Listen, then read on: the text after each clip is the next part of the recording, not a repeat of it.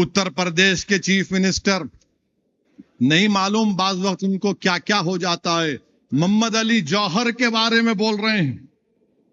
मोहम्मद अली जौहर के बारे में बोल रहे हैं कि उन्होंने पाकिस्तान की मदद किए। हमारे मुख्यमंत्री साहब, पहले तो आप कितना पढ़े हुए मेरे को नहीं मालूम,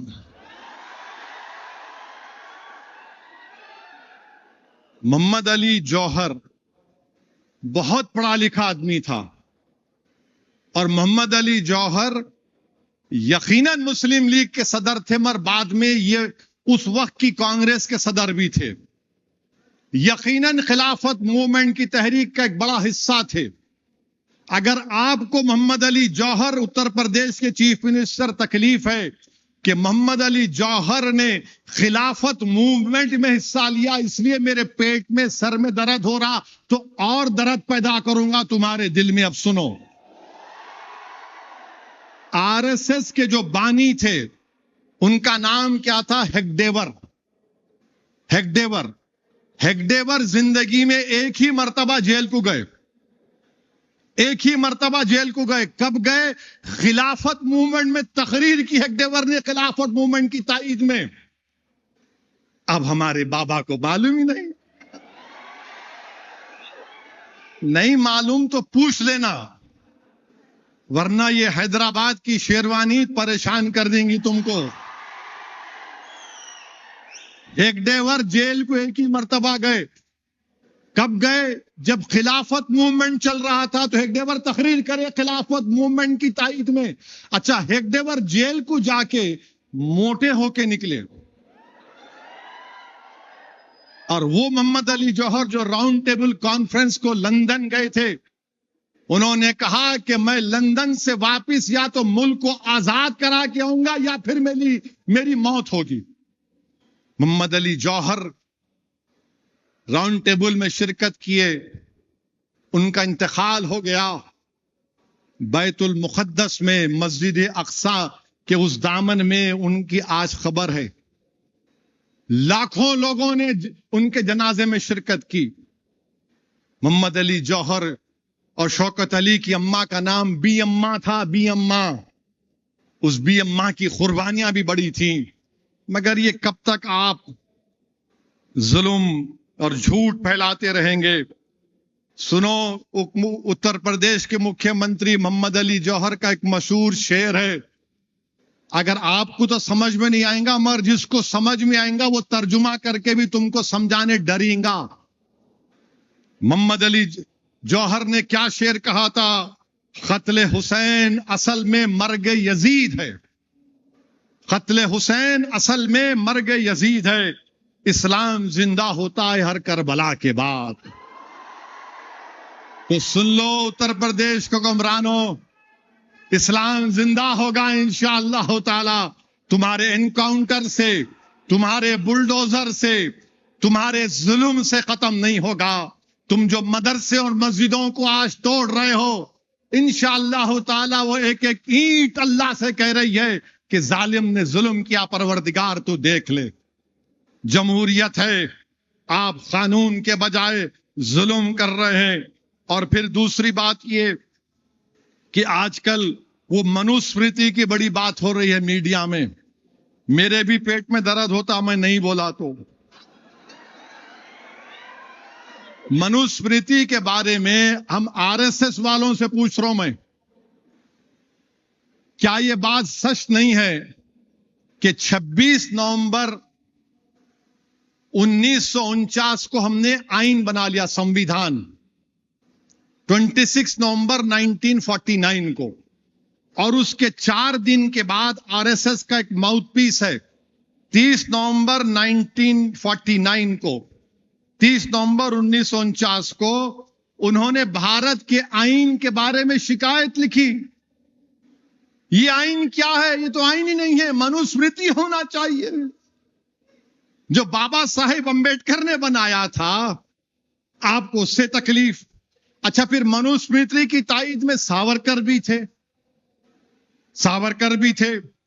वो सावरकर जो अंडमान की जेल में थे, मगर अंग्रेजों को खत लिख रहे थे कि मैं तुम्हारा साथ देता हूं, मुझे छोड़ दो। और हम क्या कर रहे थे? अल्लामा फजल खैराबादी रहमतुल्लाह अलैह जेल में थे, मगर जेल की सोबतों को बर्दाश्त किया। अंग्रेजों को खत नहीं लिखा, लव लेटर नहीं लिखा। ये कौन थे? अल्लामा फजल खैराबादी, जिन्होंने अंग्रेजों के खिलाफ जिहाद का फतवा दिया था। आज भी आप अंडमान चले जाइए, अल्लामा फजल खैराबादी रहमतुल्लाह अलैह की खबर वहां पर मिलेगी। ये कौन थे? अंडमान में पहला कैदी कौन था? सुनो बीजेपी आरएसएस वालों, तुम्हारे अब्बा दादा बुजुर्ग नहीं थे। हैदराबाद के मौलवी अलाउद्दीन मक्का मस्जिद का इमाम था जो पहला कैदी था। मैं दारुस्सलाम से बोल रहा हूं, मौलवी अलाउद्दीन पहला कैदी था अंडमान का। अच्छा, फिर ये मनुस्मृति के बारे में अगर बोलूंगा तो बहुत दिन लोगों को पेंचिश हो जाएगा। खाली बोल के छोड़ देता हूं। अपन क्या करते उसको लेके सर छोड़ते ना, चुमटी लेके। उसका चैप्टर 7 कोड 270 शूद्रा के बारे में क्या बोल रहा, दलितों के बारे में पढ़ लो। Chapter 7 code 279, chapter 1 code 91 Shudras के बारे में क्या करा, पढ़ के सुना दो हमारे को। आप नहीं बोल सकेंगे। तीसरी बात यह है कि उत्तर प्रदेश में दियोरिया में एक मुबीन पेंटर ने या हुसैन का फ्लैग बनाया। या हुसैन का फ्लैग बनाया तो बोले इसमें बंदूक आ गई। नहीं नहीं नहीं था उसमें, वो फ्लैग बनाया, वो फ्लैग बनाया नहीं था। इन्हों लिख जाके बेचारे मुबीन को 3 लोगों के साथ जेल में डाल दिए। झंडा बनाए तो इतना डर रहे तुम। जाहिर है वक्त का यजीद डरेगा ना हुसैन के नाम से। जहां हुसैन का नाम आया यजीद कांपना शुरू कर देता है। तो लेके चले गए। अच्छा, फिर चौथी चीज, आज इलाहाबाद हाई कोर्ट का जजमेंट आया। हमारी एक बेटी स्कूल में हिजाब पहन रही थी। हिजाब पहन के कोर्ट ने कह दिया कि हिजाब आप नहीं पहन सकते। मैं इस हाई कोर्ट के जजमेंट के खिलाफ हूं, इससे एग्री नहीं करता हूं। क्यों? क्योंकि साबरीमाला केस सुप्रीम कोर्ट में चल रहा है और Supreme Court reserve for judgement है। इलाहाबाद हाई कोर्ट के फाजिल जजेस को अपना जजमेंट रोकना चाहिए था। जब Supreme Court is seized of that matter, 9 जजेस ये डिसाइड कर रहे हैं। क्या डिसाइड कर रहे हैं? कि एसेंशियल क्या है, what is essentiality, what is essential. और फिर क्या रिलीजियस जो हमारी इबादतें हैं वो भी प्रोटेक्ट करेंगे नहीं करेंगे।